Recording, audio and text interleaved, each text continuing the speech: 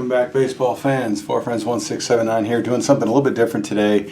I have never done a rip, and this isn't necessarily going to be a channel where I do a lot of rips, but I might have what might be the least interesting rip in history. So I did not, the 1988 Panini Stickers for the Panini Sticker album. I actually started this album in '88.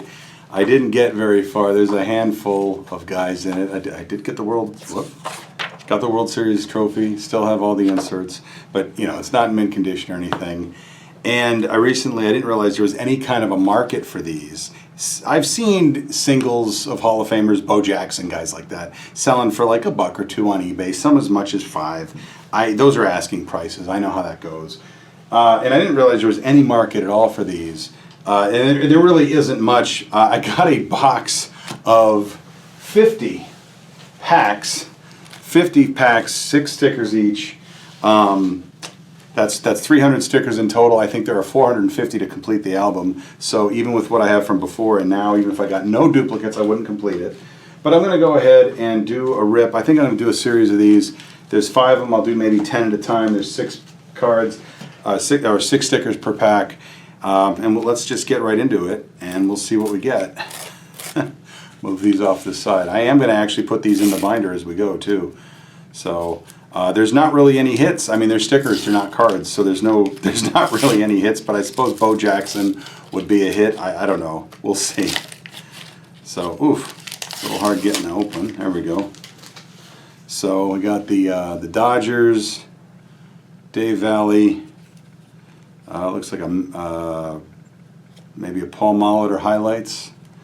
Bo Diaz, Robin Yount, and Willie Upshaw. So I'm gonna go ahead and put them in there. I'm gonna skip ahead though, but let me go ahead and put these in. So let's see. I need the Mariners. I need the Dodgers, the Brewers. Let's see, Brewers. That's back here, right? Milwaukee. What order are these in? Oh, they're in by order of city. So Milwaukee Brewers, Robin Yount. I need Robin Yount, so we'll go ahead and put Robin Yount in there. We'll see if the 30-year-old glue still sticks. Robin Yount. There we go. I don't have a lot, so I know for now I'm going to get mostly hits. Hits meaning needs. Jim Presley. Hey, I got my first double in my first pack. Jim Presley. Okay, Willie Upshaw, Toronto Blue Jays. Willie Upshaw, I need him. I'll do just this first one, and I think in the future I'll just skip it or figure out if I can fast forward it. Willie Upshaw, here he is down here. Willie Upshaw. Trying to do a good job here. It should not look like my 13-year-old self did these, but it probably will. This is some kind of highlights, so I think this was towards the end. That's a Brewer, so it's probably Molitor's championship. Here we go, highlights. Number 432. Yeah, Paul Molitor's hitting streak. He got a 39-game hitting streak. It was the longest in the AL since Joe DiMaggio. I remember that year we were all rooting for him to break. I mean, not that we hate Joe DiMaggio or anything, but it would have been cool to see. And, you know, some of us had the Molitor rookie. I did not, but some of my friends probably did. And that would have made that very valuable, I guess. Or so we thought. I mean, it's junk wax, so really there's not anything. You can see I didn't really collect these. I think I was into them for like a week. Maybe I had some allowance to blow, and the store was out of Topps cards, and I had already bought enough of it. I got into 88 score hard. Bo Diaz, here we go. I got into 88 score hard. And I actually I had about 80-90% of that set from packs, and I finished the rest of it. I have it on my shelf. But then I got into these, I think probably just because I still had a baseball itch to scratch, and there wasn't really a, oh, here we go, team emblem goes with the team uniform. So I have those two at the top now. That's cool, I guess. And so I bought these for about a week. I mean, I don't know what they retailed at. Is there 25 cents US, 30 cents Canadian. I paid for these 50 packs, by the way. I paid $30 Canadian, including tax and shipping. It was like 30 and change. So you might see them on eBay for selling for decent money, but you can get them you can get them for less than $1 a pack unopened. So there we go. Second pack. Let's see who we got. And there's 6 per pack, so they're not, you know. It might be why I might have done the math at the time and figured out how much I was going to have to spend to complete the set, and thought, wow, that's not worth it. Especially since you're putting them in a sticker book, and I don't know, maybe people are out there yelling at me. Alvin Davis, we got White Sox logo and pennant. John Shelby, looks like Junior Ortiz of the Pirates. I'm not sure what that's all about. That's half of a, I don't know what that is. Oh, they got scenes up here. That's what that is. Albert Hall of the Braves and Bobby Witt of the Rangers. So let's see how we do this. Now the pennants were actually back here. So this is pennant number D1. Oh yeah, that makes sense because it'd be Baltimore, Boston, Cleveland, Chicago. Okay, so I got Chicago, and then there's a logo thing. I think the logos, there was a pennant in the centerfold. So let's go back to the centerfold here, and there was this pennant that you could cut out and hang up. Now I am sticking these in, but I'm not cutting them out and hanging them up. Chicago is D. Again, Baltimore, Boston, Cleveland. So they're in the order of city. Ooh, this one's tough to get off. There we go, city. D for the White Sox, Chicago. Weird logo they had. Seattle, Alvin Davis. Davis. Here we go, Alvin Davis. I need that one. So far, only one double, Dave Valley. Wait a minute, Dave Valley. Oh, no doubles. I need Dave Valley. There we go. I must have got him confused with Jim Presley over here. Well, it looks like the Mariners are a good candidate for the first team to finish. 87 Mariners were the best Mariners team of the 80s, and they were still basically, I think they were either last or second to last that year. They had the best record, and they still had a losing record. The Mariners did not have a single winning season in the 80s. I had a friend, you might have saw on my Mariners video, I said for Greg. Sadly, he passed away many years ago, but we played in a band together in high school, and he was from Seattle. I don't know that I would call him a Mariners fan. He wasn't really a baseball fan, but to the extent that he followed baseball at all, I guess he would have followed the Mariners. What do I got? I got Texas, Bobby Witt. But yeah, we played in a band together. He had a heart condition. He passed away back in the, well, you'd have to check the video because I think it was like 1997. It's whatever I had. I had to look up the year in the video. Or for the video, I should say. Bobby Witt. Let's see here. Bobby Witt. I don't know if we're going to get through a full 10 packs. I feel like maybe this isn't that interesting, but I don't know. We'll do a rip video if in the future maybe I won't bother yammering on for 20 minutes and doing these. I don't know. We'll see how this one does. Albert Hall. Okay, Albert Hall. How many holes does it take to fill the Albert Hall? Los Angeles Dodgers, John Shelby. I need him. I really thought Pedro Guerrero was going to carry the Dodgers in '88, and I thought Valenzuela was going to have a comeback year. I did call the '88 Dodgers as the National League to win the National League West. My money was actually on the Mets at the beginning of the season, but I did call the '88 Dodgers at the time. I predicted they were going to win their division, but I predicted it totally wrong. I thought it was going to be Guerrero and Valenzuela, and it ended up being Gibson and Hershiser. All right, so 341. Oh, it's what? That doesn't make any sense, right? That doesn't go there. Let's look at the Pirates. I might have to just save this. I mean, it looks like it would go there, but it's not called 373. This can't possibly go there. That's supposed to finish a scene. So we're going to put that aside, and we'll do that at a later time. Third pack. We'll have to come back to that one. No Hall of Famers yet. Not that that means anything, and they're going in the book regardless. I know there's probably people like, no, don't put them in the book, but it doesn't matter. If I do get a duplicate Hall of Famer, though, I will put them in my Hall of Fame binder. I'm not going to throw anything away. So what we got? We got the Expos uniform card. I'll just go ahead and do that. I know that 318, yeah, that's numbered correctly. I think that one's misnumbered because that just, the one up in the upper corner makes a scene. While these foil stickers feel like they've been in air conditioning or something, they're all curly and crinkled. Okay, so there's the Expos, and we got, hey, my man Marty Barrett. Good guy in the 86 ALCS for Boston. Dave Concepcion, tail end of his career. John Crook, who's not an athlete, he's a ball player. Steady Eddie Murray, definitely keeping that one if it's a duplicate. And Glenn Wilson. So let's see, I'm just going to go back to the beginning.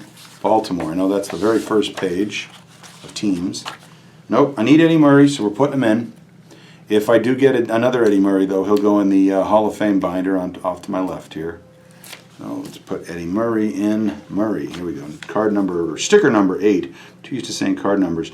The only other, oh, by the way, I wanted to say something about Panini as a company, because these are Panini stickers. Topps did not do an 87 book. Do I have Marty Barrett? I do not have Marty Barrett. So the other thing, I'll keep Red Sox, and I'll do a Red Sox book. I probably have some of the Red Sox in my Red Sox binder, but if they're in there, I'm keeping them. I'll keep them in there. I'd rather have a complete set there than a complete set here. And honestly, Panini stickers I don't care about. Panini, of course, now puts out the Donruss sets. They bought Donruss and, well, the Donruss / Leaf Company a few years ago, and they put out the unlicensed Donruss set that's missing the logos on the hats.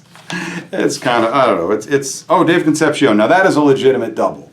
I have Dave Concepcion. We'll put that in the doubles pack.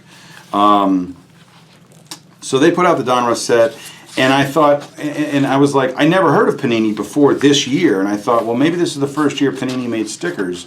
And I went to try to look that up. John Crook. Okay, so another duplicate. Glenn Wilson of the Phillies.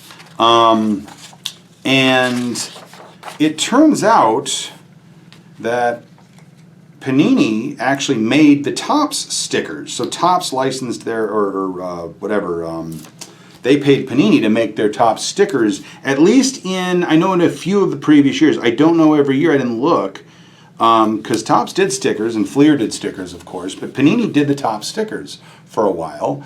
And those are duplicates, you don't need to see those. And so I don't know, I was unable to figure out exactly when Panini started making stickers. And in fact, they were making sports stickers, I think back in the 70s, possibly the 60s, in Europe, of soccer players. Or, I'm sorry, football players. So that my brother-in-law doesn't correct me on that point. Looks like we got another pennant team logo. What do we got? Oh, Chicago. We just did that one, so we know that's a duplicate. Put that up there. Looks like we got something from the Rangers or Orioles. Card number 203. That's probably the Rangers. Let's see. Dwayne Murphy, all-time A. Jeff Reardon, the Twins. Teddy Higuera, all-time Brewer. And R.J. Reynolds. Okay. Where was I? Oh, yeah. So I actually bought some of the Topps stickers in 1986. That's when I started collecting, and I did start R.J. Reynolds, yeah, right here. I did start doing the sticker book in '86, but I didn't get very far. Lost interest. You know, I'm a baseball card collector. I'm not really a sticker guy, obviously, because, you know, I'm not saving these. Let's go to Texas. I think that's a Texas one. And come to find out, they were Topps stickers, but they were put out by Panini. Yeah, 203. So this is half of a scene up here. And so I don't really know if this was the first time or the first year for Panini producing their own full sticker book, independent of Topps or any other company. And I thought they were like the Donruss company, but then that turns out that was a recent purchase. I wasn't aware of that. I learned that recently. I'm not really, outside of Topps, I was never that into really anything. I'm a Topps guy. Dwayne Murphy. And by the way, so afterwards, just as a lead-in, I am going to do a series of videos about junk wax. Oh God, that one's tough. There we go. About junk wax era baseball cards, and I'm going to start with 1986 because that was the year I started collecting. And honestly, I think that's the first year you can truly call junk wax, but if you really stretch the definition of it. Jeff Reardon. Okay, I need him. I'll talk about it more in the 86 video. I'm just winging it right now. That one actually has a script because, you know, just to show you guys that I care. But things were changing in 1986. You could really tell. Previously, it was, you know, just people, you know, maybe buy a handful of packs if you have a quarter in your pocket or something. But in 86 was when it seemed like everybody I knew was trying to complete the set, and even people who traditionally would not have collected baseball cards, like my sister and my female cousin. Yeah, girls were not into baseball. That sounds sexist, but girls were not into baseball cards in the 80s. Sorry, that's a fact. Okay, not generally. They weren't marketed that way. And people they were just buying packs. Like something was in the water, or something was in the air. I don't know. All right, what do we got? I see another uniform. Giants. Got the Giants uniform card. Okay. We've got, what is this? 441. I don't know who that is. It's a highlight card, though, so we'll put that in the highlight stack. Lee Smith, Hall of Famer. Pat Tabler. Bobby Bonilla. Hey, happy Bobby Bonilla Day, by the way. That was just a couple, last week, right?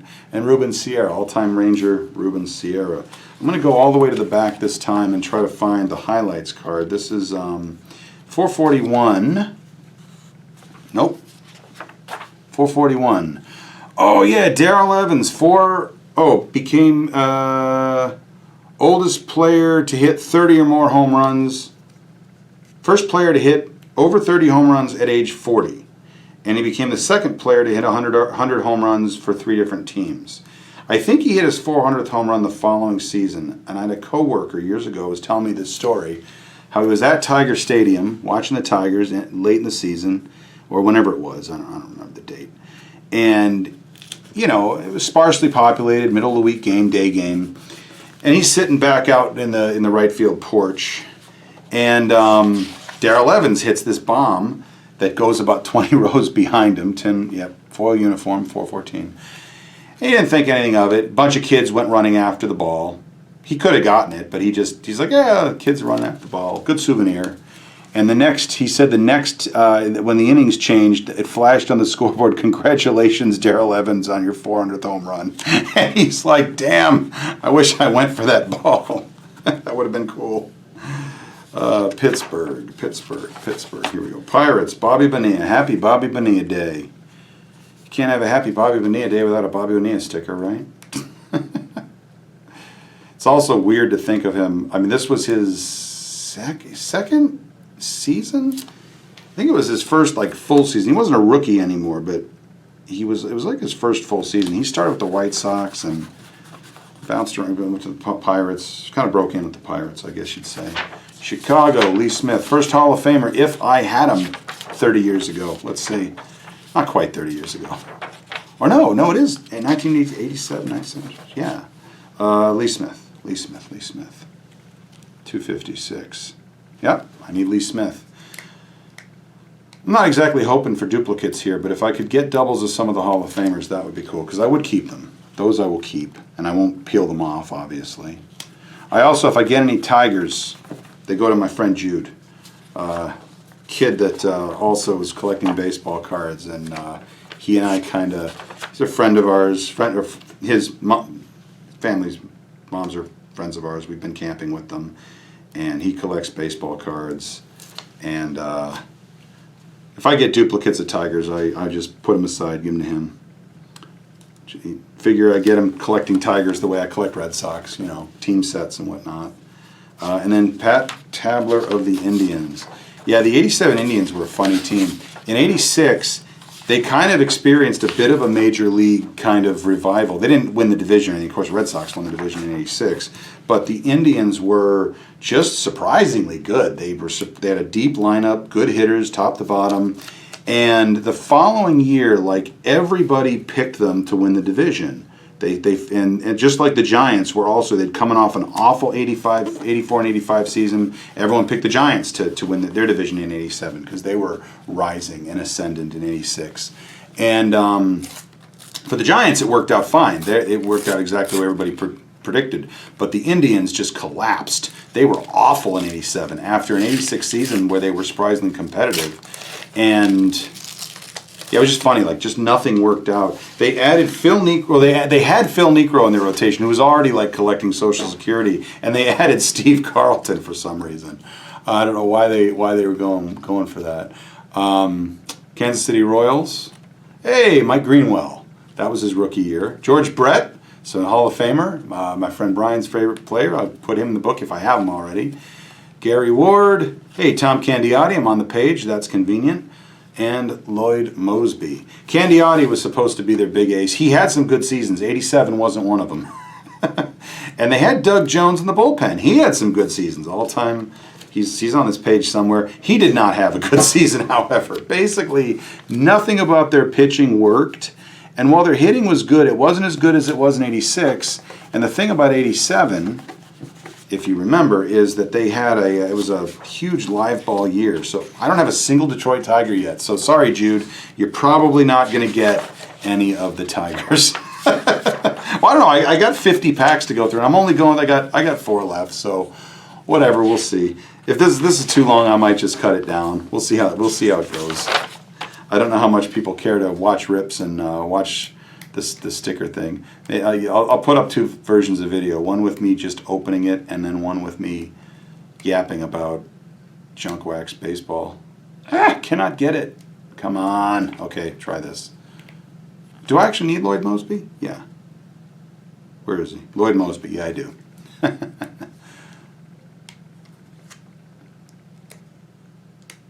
Okay, here we go. There, Lloyd Mosby. Yeah, that's what you want to watch. You want to watch me struggle to get the back off a sticker for 20 minutes. How to make exciting content. I have my first New York Yankee, too. No, not my first. Yeah, I have 2. I have Hall of Famer, Winfield. If I get another Winfield, I'll have a Hall of Fame duplicate. It'd be a good one to keep. Okay, Gary Ward. All-time Texas Ranger? No, not an all-time Texas Ranger. Good guy for the Rangers, though. George Brett. So let's see. Can I keep my first Hall of Fame duplicate? Kansas City Royals. No, I do not have a single Kansas City Royals. So Brett, where does he go?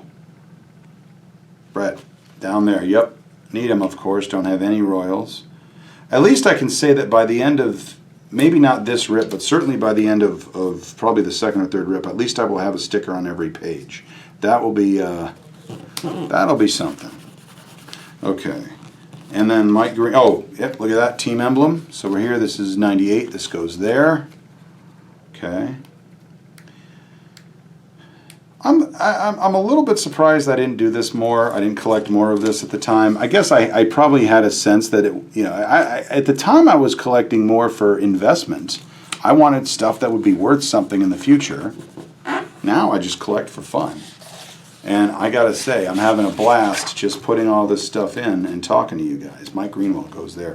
I'm actually doing okay on Red Sox. I mean, not really. I got 3. That's as good as any other team, though, I think, right now. Mike Greenwell, here we go. Trying to put him in straight. I think you saw I kind of screwed up that Royals one. That's okay. That's okay. I started this when I was 13 or 14. 13 when I started it. I was probably I turned 14 in September of 87, so. All right, well, you know what? Good news for Jude. I now have the Detroit Tigers logo sticker. So if I do get another one of those, you can get a logo sticker. I got an all-star. I don't know who it is. That's Terry Kennedy and Don Mattingly, I believe. Catcher and first base. Rupert Jones, Richard Dotson, Greg Swindell, and Scott Fletcher. Okay, so first up, Detroit, I believe. Right here. Funny that the first one I get is the team. I don't know if that's funny. I actually liked the team. I liked the team logos as a kid. So I would have probably not. I might not have put any in here until I had duplicates of them.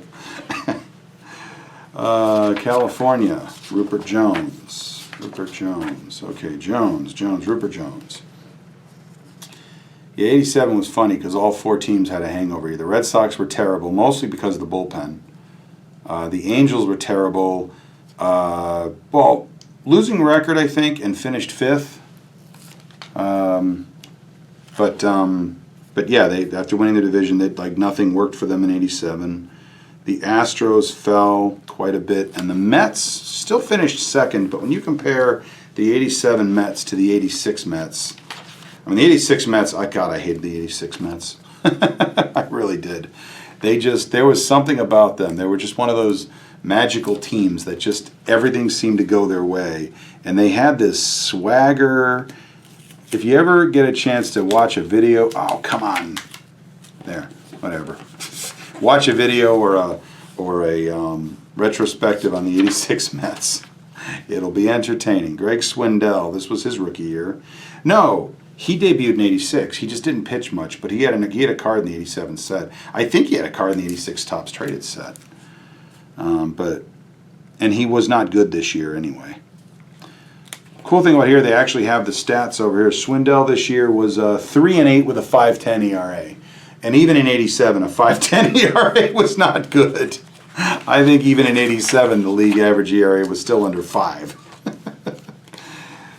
The '80s were not known for their power. They were a relatively low-scoring, low-offense decade compared to the '50s, '60s, '70s, really every other decade, except for '87. And I don't want to derail this video by making the claim too controversial a claim. Yeah, I was right. Terry Kennedy and Don Mattingly. That's first American League All-Star sticker. But they used a live ball. They actually admitted afterwards, and they changed it back in '88 because people were like, this was a little bit ridiculous. But everybody wants to talk about PEDs with they say the home run race saved baseball, and they say PEDs caused the home run race. And neither of those statements are actually true. I'm not saying PEDs did nothing. Don't be binary on me. But people need to account for the fact PEDs were up across the league. No, home runs were up across the league, even among guys that weren't using PEDs or never been suspected of it. All right, Montreal Expos. We'll go ahead and do this now. This is number T, so this goes there. T, put that there. Home runs were up across the entire league, starting actually in '94, but you didn't see a lot of milestones in '94, not in '95 even, because of the strike. It was a shortened season. So there were some, this was T1. So even though there were guys that were on pace to break Roger Maris's home run record, God, that was a terrible job. Oh well. There were guys on pace to break Roger Maris's record in '94 and '95. The strike shortened season meant that didn't happen. And in '96, a whole lot of guys hit 50 home runs, and way more hit 40. And so '96 is called the year of the homer, but it actually doesn't, across the league, home runs per game weren't that much higher than they were in '95 and '94. And yes, PEDs had an effect. I'm not saying they didn't do anything, but they didn't really have the effect that people think they do. People really overestimate what steroids specifically did for baseball. And Undrafted has a great series on this. And I'm not saying he's going to completely change your mind. And I'm not saying, I don't think he's saying that PEDs did nothing. It's just that they didn't do. We do a very good job marketing PEDs. Todd Worrell, where is he? Todd Worrell, Rookie of the year before, All-Star closer. Thought he was going to be around for a while. He got hurt in like 1990, 91, something like that. But anyway, the ball, and the evidence for this is it was the same ball, supposedly, that they were using in the '87 season. They were testing it, and fans didn't like it. They were like, too many home runs. Too much of a good thing. No balance. You need balance. Bobby Witt, duplicate. Hey, Tony Gwynn. Did I not read these? I just realized I had Tony Gwynn, Hall of Famer. I thought I was saying that. So, Tony Gwynn. But I need him, so he's going in the book. All right, if anybody thinks I could sell a Tony Gwynn, it's going in the book. Got 2 left after this. And this is going a bit long. I'm gonna cut some of this out. So, we'll see. Gwynn. and Ivan Calderon. Chicago. Chicago. Ivan Calderon. Huh? Chicago's getting filled in pretty good. Yeah, the sad thing is even if I continue at my current rate of about 1 duplicate per 3 or 4 packs, and that obviously that's not, because the more you open, the more you have, the more duplicates you have. I tried figuring out. I've done the statistics on it for a set of a given size. I got 2 left, guys, so we'll rip them now. For a set of a given size, I tried to figure out how many packs you would buy to have like a 90% chance or a 95% chance of finishing the whole set. And it is crazy to try to get that last card, you know. And you're better off just going to a local card shop. So we got Cincinnati Reds. My man Marty Barrett again. I already talked about him, so I'll throw him in there. We got National League All-Stars. That looks like Mike Schmidt and Ryan Sandberg, so that'd be cool, double Hall of Famer. But I know I need it because I don't have any All-Stars. John Crook. I know I talked about him. He's not an athlete. He's a ball player. Jerry Brown and Dave Stieb. I feel like I have Dave Stieb. Looks like Jerry Brown's going to be the first one we come across. Texas. Texas Rangers. Jerry Brown. Got him. So yeah, oh look at that, I've like doubled the number of duplicates I have already. Toronto Blue Jays, I feel like I had, no, I don't have Stieb. That picture just looks really familiar. Dave Stieb goes down there.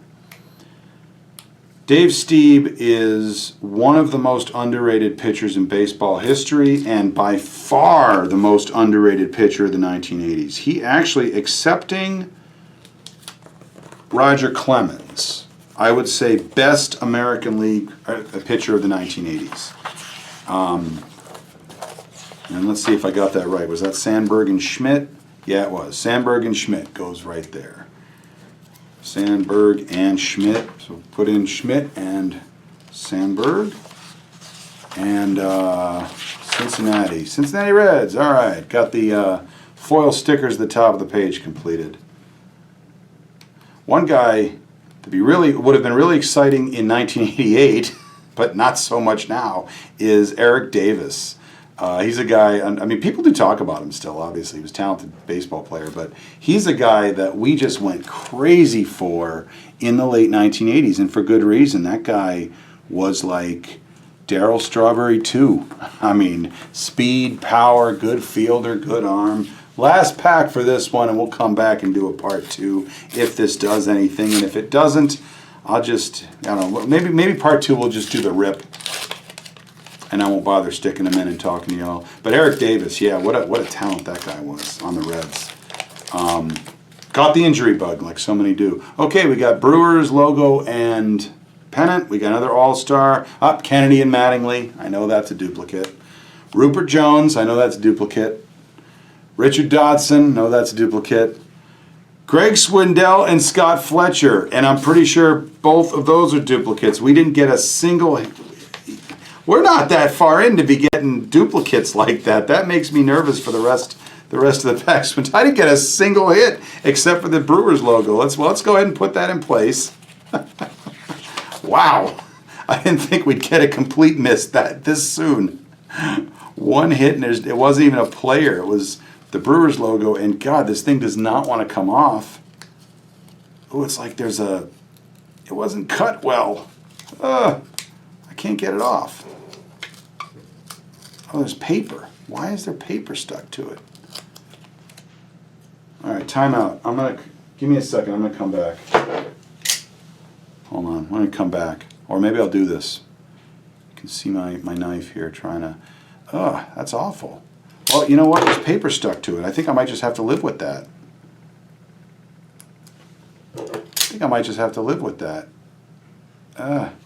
Yeah. I'm just going to live with it, I guess. I'll stick it on there with the page. H. Don't get stuck on the page. H. Milwaukee Brewers. The shame is if I get a better one later, I won't really be able to pry this one off. You really can't pull these off, but that one's not going to stick very well. It's got paper on the back. All right, last one, guys. Putting the Brewers in. Number H.